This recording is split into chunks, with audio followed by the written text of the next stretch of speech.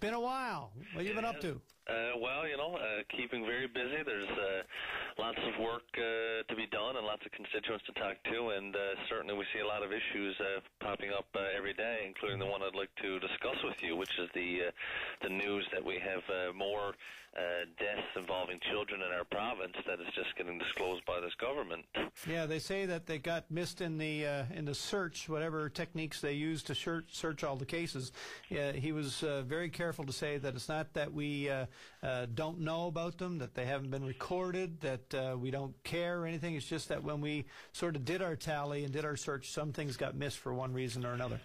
Well, that's one of the things that really concerns me, is that I don't think there was any ill intent here. It's just they were overlooked. Mm-hmm. And, that's unfortunate when we have the deaths of children in our province.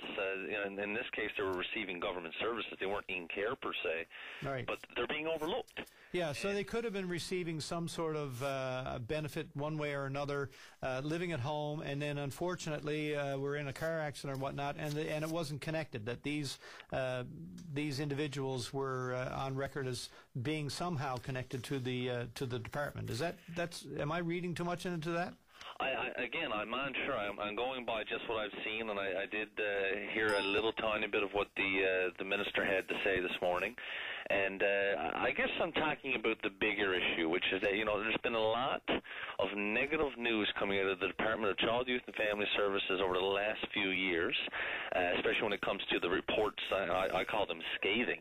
The reports that the Child Youth Advocate has put out, there were 16 last, I think it was November, mm-hmm. one that we questioned the current Premier on in the House quite vigorously. Mm-hmm. And since that time, we find out now there are over 30 deaths of children, some in care, some receiving services, mm-hmm. that the Child and Youth Advocate had no idea about. And I think it speaks to the bigger picture that we have some serious problems going on in this department, which again is involved with the protection of children and youth in our province. Well, the nature of the work they do is going to no doubt lead to some issues, some worries, some concerns, and some pretty surprising numbers and stories. But really, it's a new department.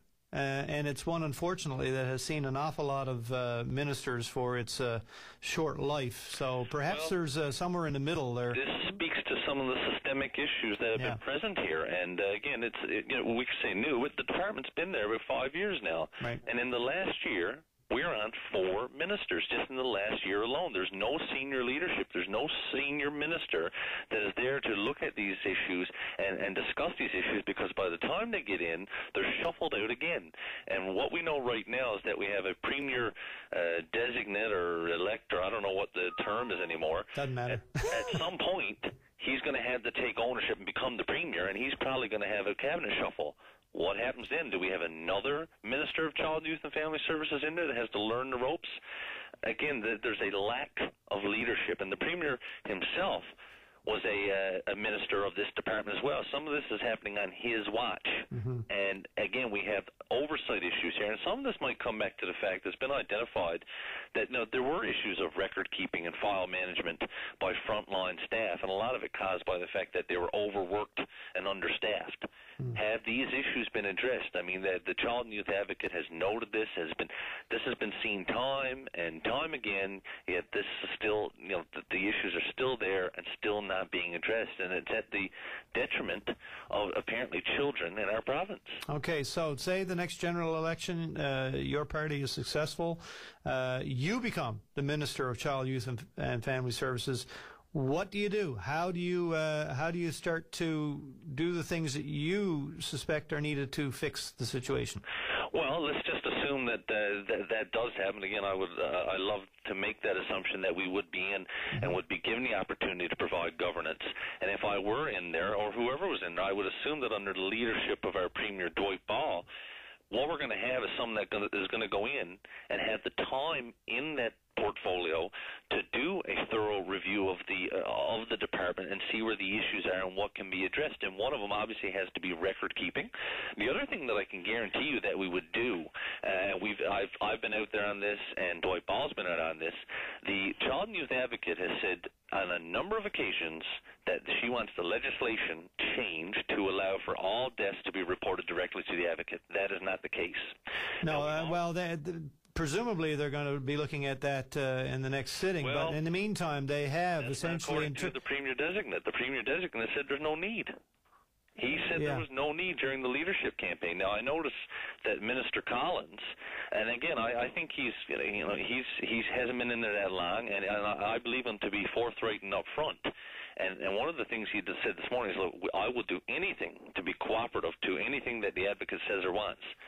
And what she has said that she wants is the legislation changed. Right now it's just a case of, well, we're going to cooperate and pass it on. This only arrived due to the fact that these deaths were disclosed through an access to information request. They weren't provided willingly, and we had to drag it out. Well, I don't know why they would say that we're going to do that from now on and then not back it up with an actual legislative change. It just seems to me that in due course they would be doing it. In the meantime, as long as they are informing her of every incident, and I would think that that's as much as they can do for the time being. Well, that's what they can do. And they can also get the House of Assembly back in session so that these things can be discussed in the House, and we can ask these questions of them to make sure that these issues are addressed, that the Child and Youth Advocate is satisfied that she's able to do her job.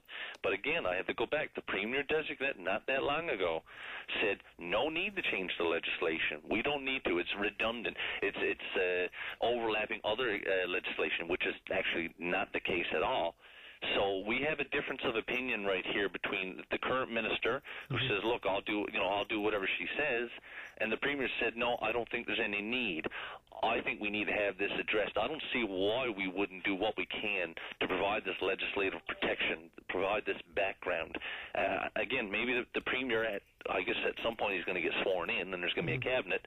Come out and put your position to the people and open the House and let us talk about it. So your party will do this if it's still left undone when and if you gain power? Yes, we have said that now on numerous occasions. We will make that legislative change. We see no reason not to. We would allow the Child and Youth Advocate the power to do this part. She has asked for this. We obviously see a need for that. Given that, again, the first case, these weren't disclosed by the government willingly. The news, the media had to go out and find this and pay for this information through an access request.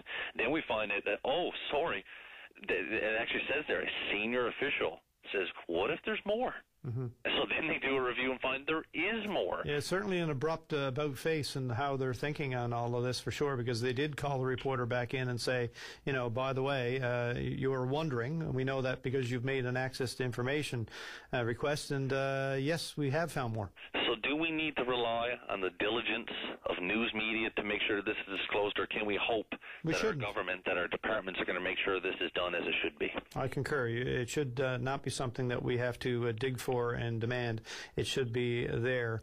Well, I guess, one way or the other, a change in action is already seen, and a change in legislation is going to be there one way or the other. It may have to wait until your party is in power, like I say, if and when that happens, but we assume that it's going to be reality at some point. Let's hope that it comes in this session. We need it sooner rather than later. We can't wait until after the next general election to have this done. This should come in the House of Assembly in the next session, which we're hoping is sooner rather than later. We're hoping that that's very soon this fall. Let's get it done. There's been ample time to draft up this legislation and bring it into the House.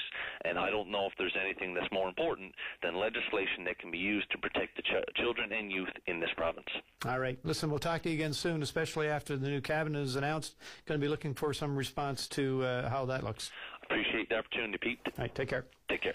Andrew Parsons, Liberal MHA. We're going to go to another quick break. Get right back.